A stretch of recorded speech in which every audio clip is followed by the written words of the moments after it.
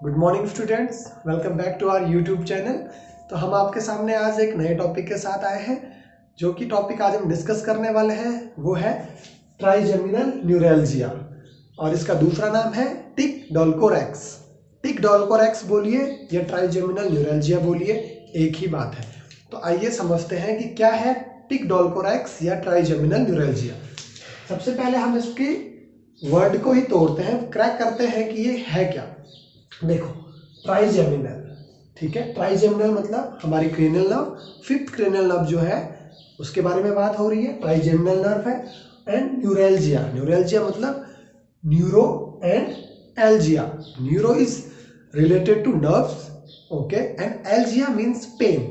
तो इससे हमें पता चल रहा है कि ट्राइजेमिनल न्यूरैल्जिया मतलब कि फिफ्थ क्रेनियल नर्व्स में कुछ डिफॉर्मिटी है और उस डिफॉर्मिटी की वजह से क्या हो रहा है, एक पेन हो रहा है। तो उस कंडीशन को हम बोल रहे हैं ट्राइजेमिनल न्यूरैल्जिया, ठीक है। अब इसके बारे में आगे हम बात करते हैं।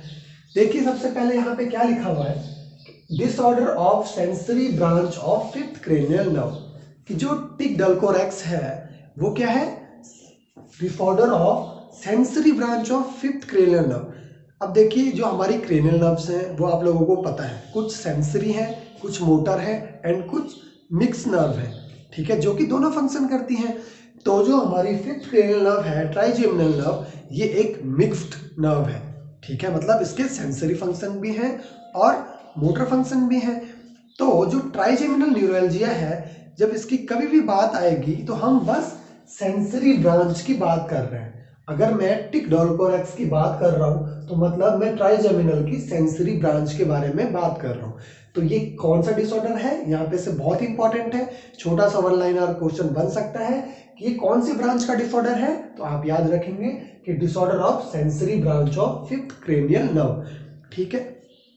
सेंसरी ब्रांच बोल सकते हैं, या इसका एक और नाम से क्वेश्चन पूछ सकता है कि एफरेंट ब्रांच है या इफरेंट ब्रांच है ना, एफरेंट और इफरेंट। तो सेंसरी मतलब जो हमारे टारगेट ऑर्गन से सेंस करके मैसेज को ले जा रही है ब्रेन तक। तो इस ब्रांच को आप सेंसरी बोले या एफरेंट ब्रांच बोलिए। सेंसरी ब्रांच और एफरेंट ब्रांच आप कुछ भी बोलिए, ठीक है। तो याद रखिएगा, सेंसरी ब्रांच का डिसऑर्डर है और एफरेंट ब्रांच का डिसऑर्डर है। आइए आगे देखते हैं इसमें क्लिनिकल मैनिफेस्टेशंस। बहुत ही इंपॉर्टेंट है ट्राइजेमिनल न्यूरैल्जिया का। अगर आपके पास पेशेंट है तो आपके पास उसमें क्या क्या चीजें देखने के लिए मिलेंगी। तो आइए देखते हैं, कुछ स्पेसिफिक और इंपॉर्टेंट चीजें हैं जो कि क्लासिकली देखने के लिए मिलेंगी ट्राइजेमिनल न्यूरैल्जिया में। तो आइए देखते हैं। पहले लिखा है burning and knife like pen.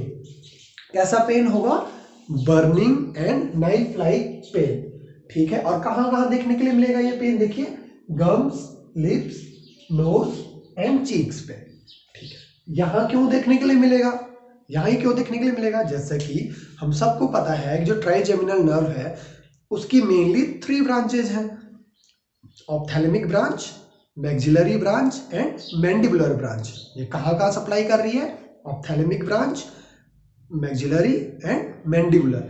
तो मेनली जो हमारा ओरोफेशियल एरिया है उसको सप्लाई कर रही है ट्राइजेमिनल नर्व।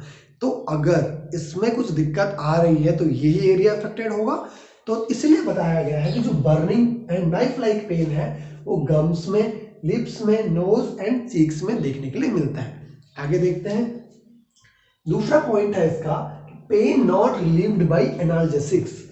ये बहुत इंपॉर्टेंट बात है, इसको स्टार मार्क कर लीजिए आप लोग, कि जो न्यूरोपैथिक पेन है इसमें क्या है, जो ट्राइजेमिनल न्यूरैल्जिया में जो पेन है वो कैसा पेन होता है, न्यूरोपैथिक पेन। तो वो एनाल्जेसिक्स अगर आप पेशेंट को प्रोवाइड करते हो तो उससे रिलीफ नहीं होता है। ये बहुत ही क्लासिकल इसका एक मैनिफेस्टेशन है कि अगर आप एनाल्जेसिक प्रोवाइड कर रहे हो तो उससे उसको पेन में रिलीफ नहीं मिलेगा, क्योंकि ये पेन कैसा है, न्यूरोपैथिक पेन है। अब हम आगे देखेंगे कि अगर ये एनाल्जेसिक से ठीक नहीं हो रहा है तो हमें क्या करना है, वो हम आगे बात करेंगे।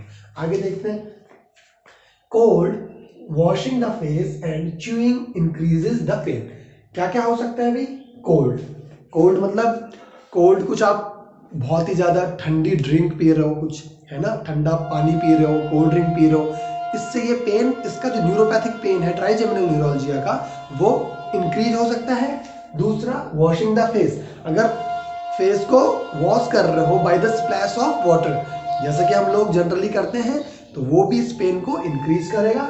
एंड च्यूइंग, मतलब कुछ अगर चबा रहे हैं हम, है ना, जैसे च्युइंगम चबा रहे हैं या रोटी खा रहे हैं कुछ भी, तो उससे भी वो पेन क्या होगा, एग्रीवेट होगा, ज़्यादा इंक्रीज होगा।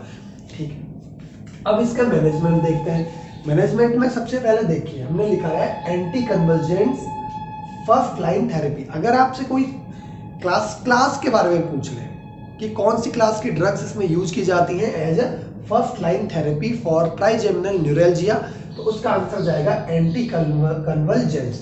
एंटी कन्वर्जेंट्स उसकी फर्स्ट लाइन थेरेपी है। लेकिन अगर कोई उसमें ड्रग ऑफ चॉइस पूछ के आपको स्पेसिफिक ड्रग पूछता है तो वो जाएगी फिर कार्बामेज़ापिन। कौन सी जाएगी, कार्बामेज़ापिन। देख लीजिए एक बार दोबारा से, अगर कोई फर्स्ट लाइन थेरेपी पूछ रहा है और क्लास पूछ रहा है तो एंटी कन्वर्जेंट्स की क्लास, और अगर कोई ड्रग ऑफ चॉइस पूछ रहा है तो बतानी है कार्बामेज़ापिन। ठीक है, अब कार्बामेज़ापिन आप दे रहे हो तो कार्बामेज़ापिन के कुछ साइड इफेक्ट्स हो सकते हैं, जैसे कि पेशेंट जो है आपका थोड़ा सा ड्राउजी लेथार्जिक फील कर सकता है।